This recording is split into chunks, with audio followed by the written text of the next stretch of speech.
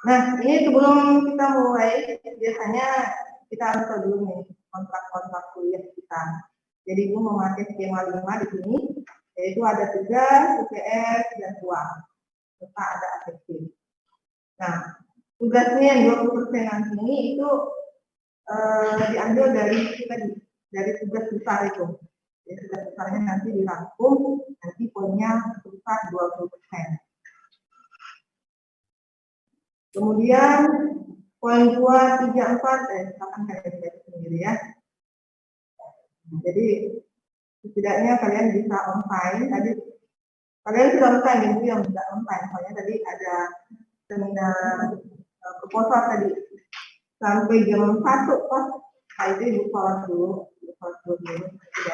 ya. Jadi untuk ke depan ini kita kelasnya sudah bagus ya, sudah mengingatkan sebelumnya setelah sebelum, dan juga sudah mengingatkan pada saat tadi sebelum kita kuliah itu. Jadi itu dipertahankan aja ya.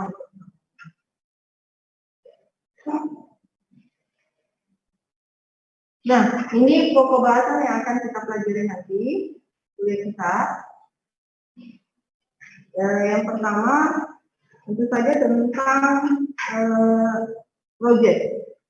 Project di dalam itu ada stakeholder, ada project, terus ada management project, penjualan, dan lain-lain. Kemudian nanti setelah UTS kita nanti akan berbicara tentang rencana anggaran biaya, bagaimana menyusun rencana anggaran biaya, bagaimana membuat jadwal proyek, bagaimana membuat kurva S. Jadi ada yang disebut dengan kurva S ya. Kurva S itu ya, kenapa disebut kurva S? Karena modelnya memang seperti huruf S. Jadi disebut dengan kurva S. Kurva S itu adalah sebuah kurva yang fungsinya untuk mengontrol pekerjaan dari kejadian awal sampai dengan kejadian akhir, agar supaya kita bisa melihat proyek ini terlambat atau tidak dari rencana jadwal pelaksanaan proyek yang sudah ditentukan di awal. Jadi ini kira-kira jadi itu kira-kira pokok bahasan yang akan kita pelajari dari pertemuan 1 sampai dengan pertemuan. Nah, jadi nanti diulang lagi bahwa nanti di akhir kalian ada tugas. Jadi mulai sekarang mungkin sudah bisa dibentuk kelompok-kelompok kecil. Jadi misalnya tadi ada 53 mahasiswa. Kemungkinan biasanya kalau itu biasanya bikin satu kelompok itu paling banyak 8 orang. Paling banyak 8, karena kalau terlalu banyak juga gimana ya, kalau terlalu banyak nanti ada yang tengah masih kerja, ada yang santai-santai, ada nanti nilainya sama ya. Jadi mungkin kalau 8 masih banyak ya kita perkecil jadi 6. Jadi terserah aja nanti ya. Kan kalau 53 kalau dibagi 8 berapa kelompok? Nah, 7. Karena kalau banyak kelompok juga kasihan yang ini, kasihan ngeteknya. Jadi sebelum kalian tunjuk kan juga harus cek juga dulu ya. Kalau ada yang salah itu buat kalian revisi, ya semacam asistensi. Jadi kalau kelompoknya juga banyak, ya sama juga di asistensi. Gitu. Jadi kalau maunya juga terlalu banyak, tapi jumlah pesertanya juga jangan terlalu banyak. Oke, nah di sini sebelum kita masuk ke perencanaan proyek, kita harus tahu dulu apa sih sebenarnya proyek itu? Proyek itu apa? Ada yang bisa tahu nggak? Proyek itu apa?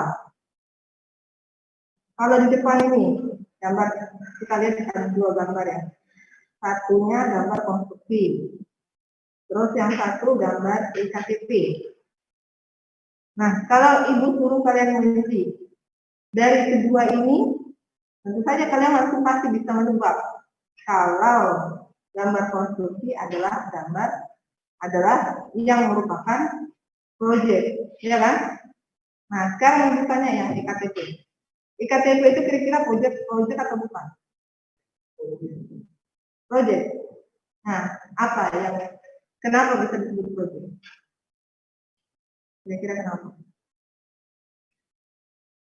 Dan bisa menebak atau menyampaikan, oh IKTP itu disebut proyek karena ada anggaran, oke. Terus apa lagi? Ada target, terus ada satu lagi kata kunci yang paling penting. Perencanaan, terus ada satu lagi yang kalian belum sebutkan. Order, lain, dan tahu? Ya. Nah, jadi EKTP itu bisa dua ya. Dia bisa disebut project, dia bisa disebut bukan project. Tergantung kriterianya tadi. Tergantung batasannya. Nah, yang pertama kita batasi dengan anggaran. Oke, semua proyek itu pasti ada anggarannya. Kalau ada suatu kegiatan yang tidak punya anggaran, itu bukan proyek. Nah, berarti anggaran sudah pasti ada ya. Kemudian rencana. Rencana itu menyangkut apa di dalamnya? Yang tahu enggak? Rencana itu apa yang ada di dalam rencana kegiatan? Tujuan, target, dan itu apa lagi? Apa? Waktu. Waktu dan benar. Jadi itu kata kuncinya waktu. Jadi kalau ada kegiatan yang ada waktunya, waktu awal dan ada waktu berakhirnya, itu baru bisa disebut dengan proyek. Kalau tidak ada waktunya berarti dilakukan secara kontinu terus menerus, ya kan? Kalau dia kontinu terus menerus berarti bukan proyek, itu kegiatan yang mesti dilakukan. Nah, jadi bedanya itu ya. Jadi kalau ada EKTP yang dikerjakan berbatas waktu dan biaya, itu bisa disebut dengan proyek. Tapi kalau ada EKTP, yang kerjanya bikin EKTP setiap hari, setiap minggu, itu bukan satu proyek. Bisa bedakan ya? Ya. Ada nggak proyek yang tidak ada berbatas waktunya? Pasti ada ya? Nggak ada ya? Semua proyek pasti ditentukan waktunya. Mulai durasi 1 sampai 2 bulan, misalnya kan? Atau ditentukan sampai selama 22 bulan, 24 bulan. Itu pasti tertera. Pasti tertera waktu di dalamnya. Nah, jadi itu. Nah, kemudian kalau kita mau lihat definisi lengkap, sebenarnya ada banyak sekali definisi atau pengertian proyek dari beberapa buku. Silakan buka buku apa aja tentang proyek, itu banyak sekali definisi di dalamnya. Nah, di sini diantaranya upaya temporer yang dilakukan untuk membuat suatu produk, layanan atau hasil yang unik. Nah, kata kuncinya di sini adalah upaya temporer. Temporer artinya berbatas waktu, tidak sepanjang waktu. Jadi ada temponya. Jadi untuk membuat suatu produk. Jadi proyek itu bukan hanya proyek konstruksi ya yang kita tahu. Nah, kalian mungkin sering-sering menyajikan kata-kata proyek ya, saya punya proyek ini, disebut ini, proyek ini. Tapi mungkin kalian nggak tahu sebenarnya definisi proyek itu apa sih kok kalian bisa menunjukkan setnya proyek. Gitu. Jadi mulai sekarang kalian sudah bisa mendefinisikan proyek itu apa sebenarnya. Jadi ada produk yang kita hasilkan, kemudian ada waktu yang kita butuhkan untuk membuat produk itu. Nah, itulah proyek. Kemudian definisi lain lagi,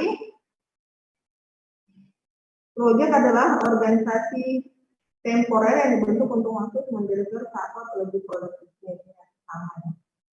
Kemudian proyek adalah upaya yang kompleks, non rutin, nah ini ya, non rutin, dibatasi oleh waktu, anggaran, sumber daya, dan spesifikasi kinerja yang didesain untuk memenuhi kebutuhan para pelanggan. Jadi itu. Yang paling spesifik ini yang tiga ya. Jadi definisi project. Nah, untuk lebih mengerucutkan lagi, dari beberapa pengertian tadi itu bisa ditarik benang merahnya. Jadi pengertian project bukan hanya untuk tidak selalu menyangkut pekerjaan fisik. Jadi bukan hanya pre-construction dengan project ya. Hal-hal lain juga bisa kita sebut dengan project. Sejauh ada rangkaian kegiatan yang saling terkait, yang mempunyai batas jelas kapan mulai dan berhenti. Terus yang dimaksud untuk menghasilkan produk dengan spesifikasi, batasan biaya, waktu, dan skop yang telah ditentukan. Itu disebut dengan suatu project. Jadi sudah bisa ini, sudah bisa menarik kesimpulan ya, bahwa project itu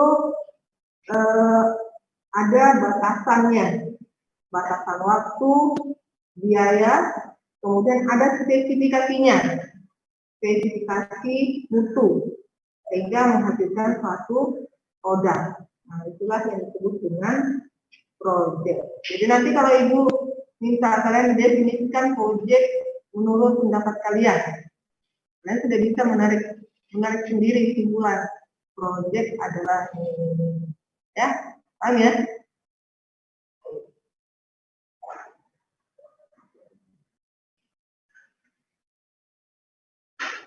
Selanjutnya, nah, dari pengertian tadi, barulah kita bisa membuat ciri-ciri atau karakteristik project. Dari situ tadi, kita buatlah ciri-cirinya. Ciri-cirinya apa sih project itu? Yang pertama, upaya yang unik dan tidak berulang. Jadi tidak berulang, tidak dilakukan secara berulang-ulang. Itu berarti salah satu ciri project. Jadi ada kekhasannya, ada keunikan tersendiri dari yang kita lakukan itu. Tidak dilakukan secara kontinu. Kalau kontinu itu bukan project gitu ya. Itu memang kewajiban. Kemudian yang kedua, bersifat temporer dan tidak kontinu. Temporer ada rentang waktu. Jadi ada waktunya, ada awal dan akhiran. Makanya biasanya kalau kita punya project, itu biasanya ada jadwal ya. Ada jadwal kita buat, jadi kita mulainya dari bulan berapa, nanti lanjut bulan berapa. Sama kalau kalian bikin skripsi. Skripsi kira-kira project atau bukan? Project ya, kalau dilihat dari ciri-cirinya kan. Kalian pada saat mau seminar proposal ada buat jadwal nggak? Ada kan? Nah, biasanya kan kita buat jadwal. Jadwalnya mulai kapan, nanti pengumpulan data, seminar proposal, sampai dengan sidang. Nah, itu kan biasanya sudah ada target-target kan. Nah, itu juga bisa disebut sebagai project. Kemudian yang ketiga, mempunyai sasaran yang tertentu. Menghasilkan bentuk tertentu berupa produk akhir atau hasil akhir yang harus diselesaikan. Nah, jadi ada sesuatu target produk yang harus kita selesaikan. Kemudian ada ditambah lagi dengan spesifikasi tertentu. Jadi ada speknya. Jadi kalau konstruksi itu ada speknya, misalnya sebenarnya pakai semen apa, terus orangnya pakai pola apa, itu termasuk dalam spesifikasi ya. Spesifikasi yang harus dipenuhi dalam suatu proyek. Jadi proyek itu di awal itu sudah tertera speknya seperti apa. Keramik misalnya, keramik gunakan keramik kualitas berapa, kayunya kualitas kayu kelas berapa, gitu ya. Kemudian dibatasi oleh anggaran. Jadi kalau ada satu proyek tidak tentu anggarannya, nah itu berarti bukan proyek. Jadi harus ada ditentukan anggarannya misalnya 1 miliar atau 1,1, 1,2, jadi harus jelas. Makanya di papan proyek, nah lihat kan papan proyek, nah ya, ada yang tahu disebut papan proyek? Atau ada yang tidak tahu? Nah, biasanya kalau proyek jalan itu yang paling sering ya, tertera papan proyeknya. Jadi proyek jalan kadang kan di depannya itu ada tuh papan ya, nama proyek. Yang paling atas itu nama proyek. Terus nanti di bawahnya ada anggaran biaya berapa. Kemudian di bawahnya lagi ada lama, waktu kegiatan. Jadi biasanya itu yang kita baca cuma 3 itu aja ya, selain kontraktor dan konsultan siapa. Jadi yang namanya apa, terus anggaran biayanya pasti akan tertera di situ. Saya 1,8 miliar. Kemudian waktunya kan, waktunya sampai dengan 31 Desember 2021 misalnya. Itu sudah pasti ada di situ. Nah, itu memang karena memang jelas-jelas dia sebuah proyek, maka harus diwujudkan dengan nyata. Begitu. Nah, ini dibatasi oleh anggaran, waktu, dan sumber daya. Jadi, sumber daya itu ada orang, ada alat, bahan, dan material, serta secara umum kriteria mutu yang tertentu. Kemudian mempunyai deliverable yang sudah tertentu dan dapat diukur, terdiri dari aktivitas yang saling terkait dan sudah terdefinisikan. Nah, jadi di sini yang dimaksud dengan aktivitas yang saling terkait. Jadi dalam satu proyek itu ada beberapa aktivitas. Jadi bukan hanya satu kegiatan saja, bukan contohnya saja konstruksi ya. Jadi proyek konstruksi itu kegiatannya itu ada banyak. Contohnya yang pertama mulai dari galian fondasi. Setelah galian fondasi apa? Setelah digali fondasinya, maka fondasinya dibuat. Ya, digali dulu kan? Nah, penggalian dulu, setelah digali baru fondasi dibuat. Setelah fondasi dibuat, setelah itu apa? Pekerjaan apa? Setelah itu pekerjaan misalnya pembuatan kolom atau tiang bangunan. Setelah itu pemasangan dinding bangunan. Setelah itu pemasangan atap bangunan. Setelah itu pemasangan lantai. Setelah itu pengecoran apa dinding pengecoran plat kalau misalnya ada. Setelah itu plesteran, aki, apa lagi pengecatan sampai dengan finishing.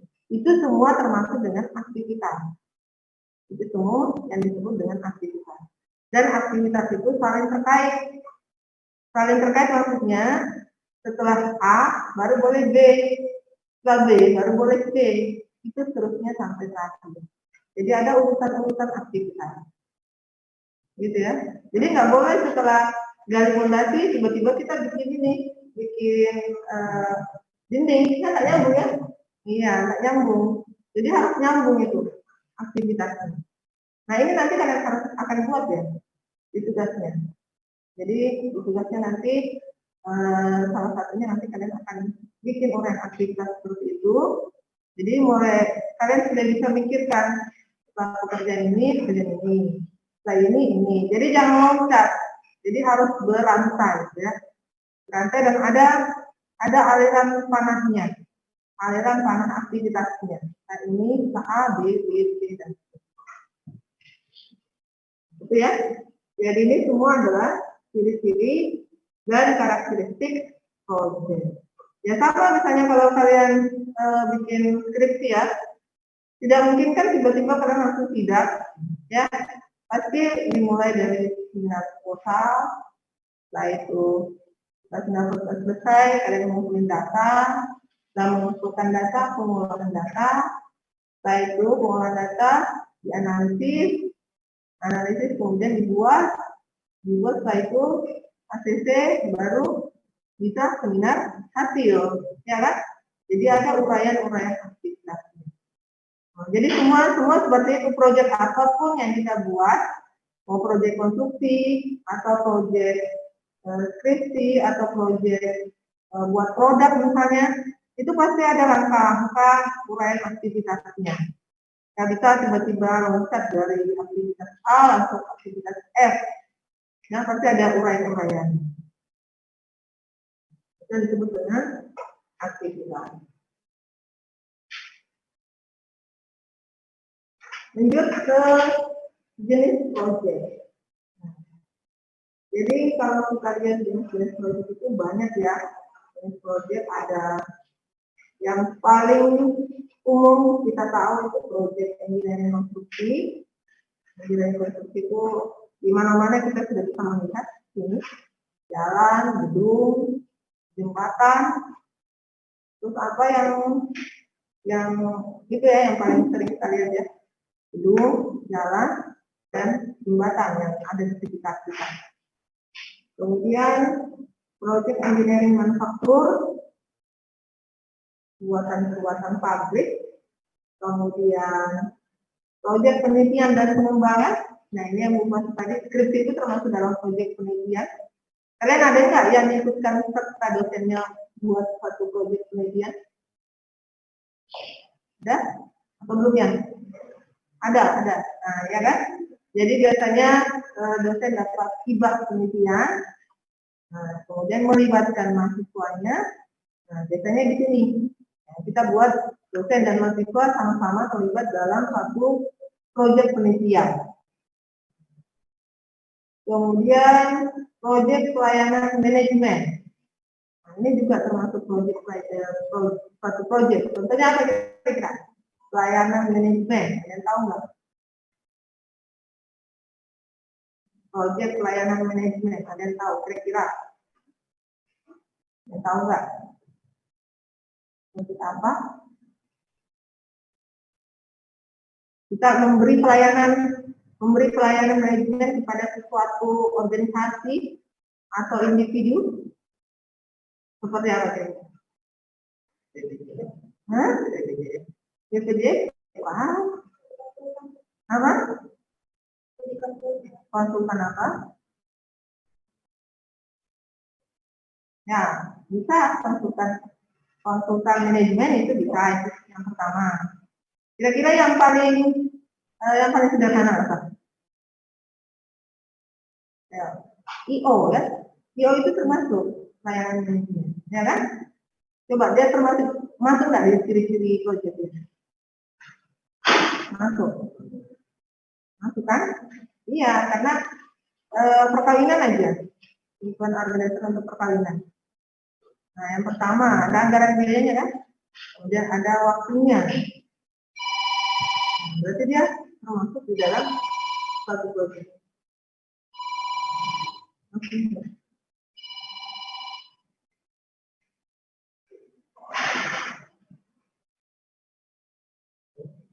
Lalu kemudian ada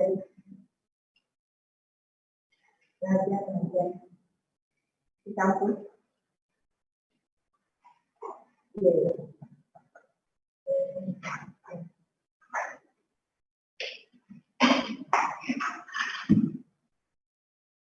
Selanjut, berikutnya proyek kapital, proyek radio telekomunikasi, proyek konversi biodiversity. Jadi ada banyak sekali bisa kita sebut dengan proyek.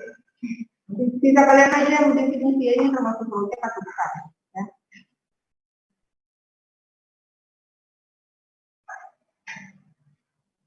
Nah, selanjutnya ini ada kualifikasi usaha pelaksana konstruksi. Nah, ini kalau kita sudah masuk ke konstruksi ya. Jadi konstruksi itu kalau kita kualifikasikan, dia itu terdiri dari beberapa kualifikasi. Jadi ada orang perseorangan, ada usaha kecil, ada usaha menengah, ada usaha besar. Nah, ini kualifikasinya biasa disimbolkan dengan P, K1, K2, K3, M1, M2, B1, dan B2. Biasanya ini ada di lelang-lelang konstruksi ya. Sebenarnya tidak, di koran-koran itu biasanya ada lelang konstruksi.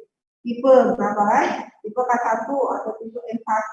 Ini maksudnya ini tipe-tipenya itu, jadi tipenya itu bisa kita spesifikasi terhadap batasan nilai pekerjaan. Jadi kalau untuk 0 sampai besar 0 sampai 300 juta, nah berarti itu kualifikasi orang perseorangan. Maksudnya bisa dikerjakan oleh suatu badan yang bergerak secara perseorangan aja untuk sampai dengan 300 juta. Kemudian 300 sampai 1 miliar itu sudah masuk dalam kategori K1. K1. K2 1 sampai 1,75 miliar. K2. K3 1,75 sampai dengan 2,5 miliar.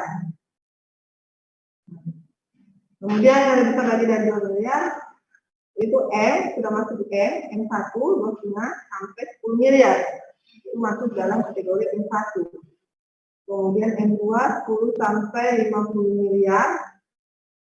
Untuk kategori B besar, B1 50 sampai 250 miliar dan lebih dari 250 miliar itu sudah termasuk kategori B2.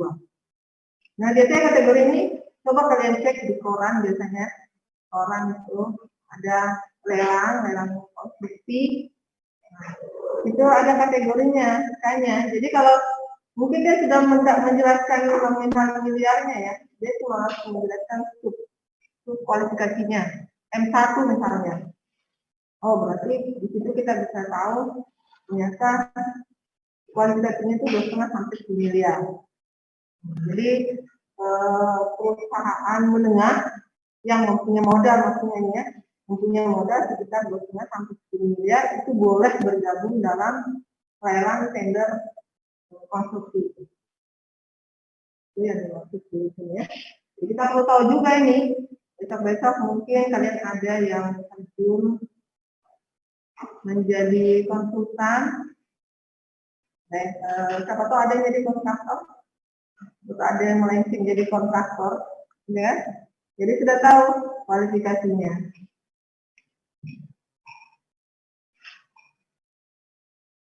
Oke, ya. Lanjut ke proyek konstruksi. Nah, berdasarkan Undang-Undang Nomor 18 Tahun 99 tentang jasa konstruksi, yang disebut dengan pekerjaan konstruksi adalah keseluruhan atau sebagian rangkaian kegiatan perencanaan dan atau pelaksana pekerjaan beserta pengawasan yang mencakup pekerjaan arsitektur, sipil, mekanikal, elektrikal, dan tata lingkungan masing-masing beserta kelengkapannya untuk mewujudkan suatu bangunan atau bentuk fisik lainnya. Nanti disebut dengan proyek konstruksi. Jadi proyek konstruksi itu dimulai dari kegiatan perencanaan. Jadi ada perencanaannya dulu, setelah itu lanjut ke pelaksanaan konstruksinya. Sambil pelaksanaan konstruksi itu diawasi, ada pengawasannya. Nah, di dalamnya itu ada terlibat di dalamnya arsitek, sipil, mekanikal, elektrikal, dan lingkungan. Makanya dalam satu proyek konstruksi itu engineer-nya bukan hanya dari sipil, tapi dari multidisiplin teknikal. Jadi bukan hanya semuanya dari sipil ya, kalian pun lingkungan itu juga dilibatkan di dalam satu proyek konstruksi. Nah, apalagi jadi tadi disebutkan ada mulai dari perencanaan. Di perencanaan itu sudah terbagi ini ya, sudah ada arsiteknya, arsitek sipil mekanikal engineer-nya. Nanti di pelaksanaan di kontraktor juga seperti itu, ada arsitek sipil mekanikal engineer-nya, terus ada di pengawasan juga seperti itu.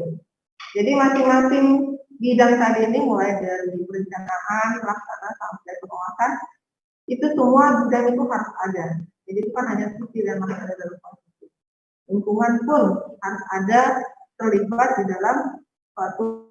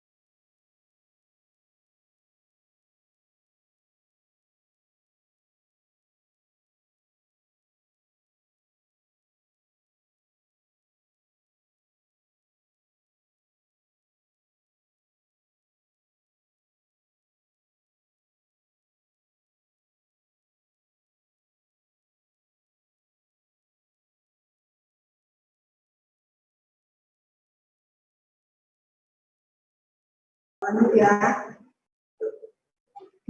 Baik, selanjutnya, jadi ini tadi sasaran proyek ya, sasaran proyek jelas.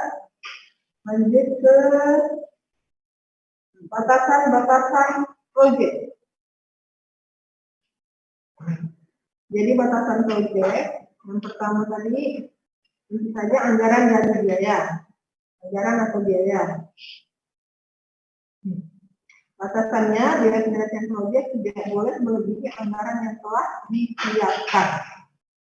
Jadi biasanya di proyek itu pasti ada tertera nominal anggaran.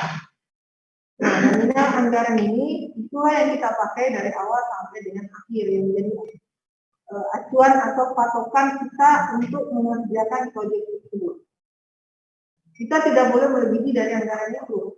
Siapa yang mau ngasih kelebihannya kan tidak ada kan? Jadi misalnya anggarannya 1 miliar, maka 1 miliar dana yang kita butuhkan untuk menyelesaikan proyek itu. Jangan sampai lebih. Jangan sampai kita sudah, atau jangan sampai kita sudah pakai 1 miliar, tapi proyeknya belum selesai. Tapi kan salah. Jadi makanya dari 1 miliar itu biasanya sudah jelas di awal. Untuk pekerjaan ini sekian biayanya. Pekerjaan ini sekian biayanya. Jadi begitu kita mengerjakan satu pekerjaan dan biayanya lebih daripada itu sudah berarti sudah bisa kita ketahui ini sudah tidak terkontrol pemakaian biaya. Ya, jadi itulah tadi yang disebut di awal disebut dengan kurva S. Jadi kurva S itu untuk mengontrol pekerjaan proyek kita, apakah sesuai dengan waktu dan biaya. Jadi ada dua yang kita harus kontrol, waktu dan biaya. Waktunya sesuai, biaya yang tidak sesuai. Kemudian yang kedua, mutu dan kualitas. Batasannya produk, jasa, atau hasil keluaran proyek harus memenuhi mutu atau spesifikasi dan kriteria yang telah dipersyaratkan. Jadi ada mutu dan kualitas juga ya di dalamnya. Jadi ada mutunya. Kalau beton, misalnya beton itu ada mutu K225. Kalau sudah disebutkan K225, jangan sampai kita buat mutu K200. Artinya kita sudah menyalahi mutu yang harus kita gunakan. Jadi harus sesuai dengan standar mutu yang sudah disyaratkan. Makanya dalam satu dokumen proyek di dalamnya itu salah satunya ada disebut dengan RKS, rencana kerja dan syarat-syarat. Nah, rencana kerja dan syarat-syarat itu di dalamnya itu mencakup tadi mutu dan spesifikasi mutu tertera di dalam RKS, rencana kerja dan syarat-syarat tadi. Kemudian yang ketiga, batasan proyek, waktu atau jadwal. Jadi batasannya proyek harus diselesaikan dalam kurun waktu yang telah ditentukan atau harus diselesaikan sebelum atau sesuai tanggal akhir yang telah ditentukan. Jadi waktunya itu tidak boleh melebihi waktu yang sudah ditentukan. Jadi waktu ditentukan misalnya sampai dengan Desember 2021, jangan lewat dari Desember 2021 kita menyelesaikan proyek. Jadi harus sebelum, minimal lebih cepat dari batas waktu itu lebih baik.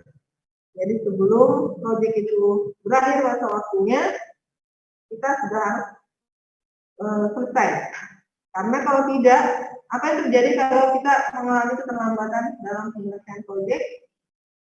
Apa yang terjadi pada si kontraktornya ini? Akan kena denda, penalti. Jadi akan kena denda. Jadi kalau proyeknya berakhir masanya dan belum selesai, maka dia akan didenda. Dendanya kalau tidak salah 1 per mil per hari.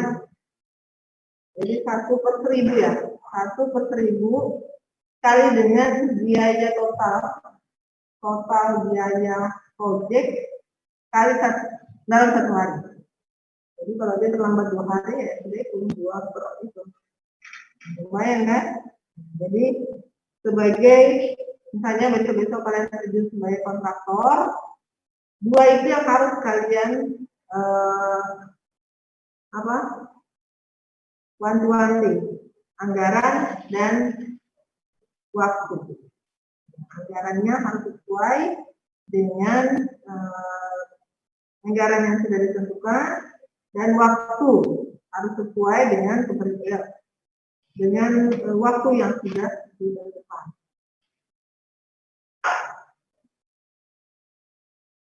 Oke, ini terakhir ya, terakhir dalam proyek konstruksi.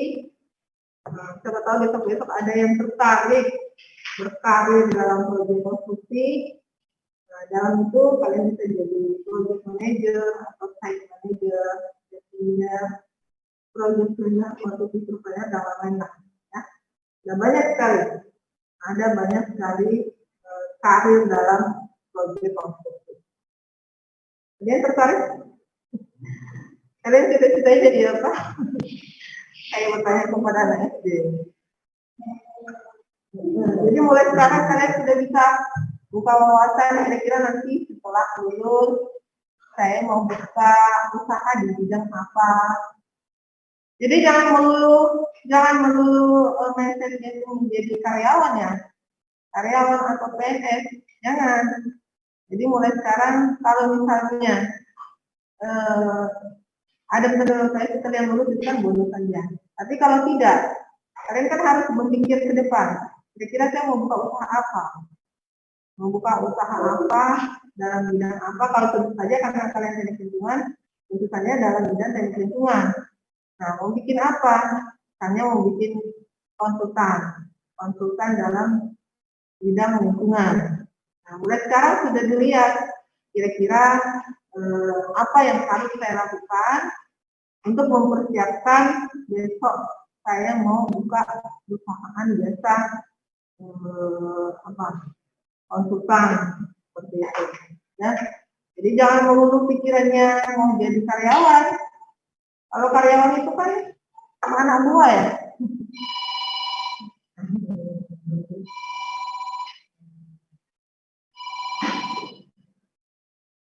Halo.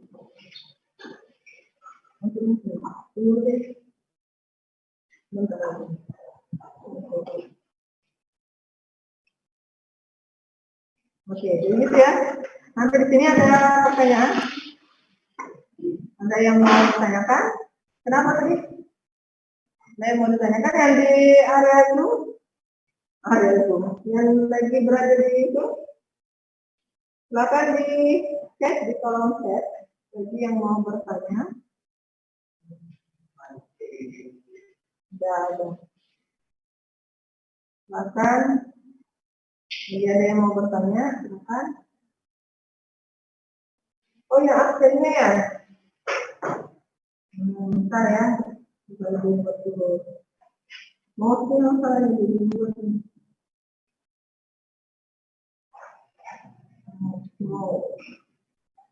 Atau yang ada di Zoom tapi berada di sekitar sini itu absen aja di sini ya. Tadi temannya banyak di luar ya. Ya udah deh. Lebih gampang itu kayaknya. Ada yang benar-benar online kan?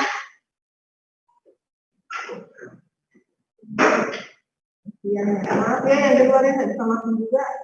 Mau masuk juga kan tadi bisa masuk. Anehnya nggak muat.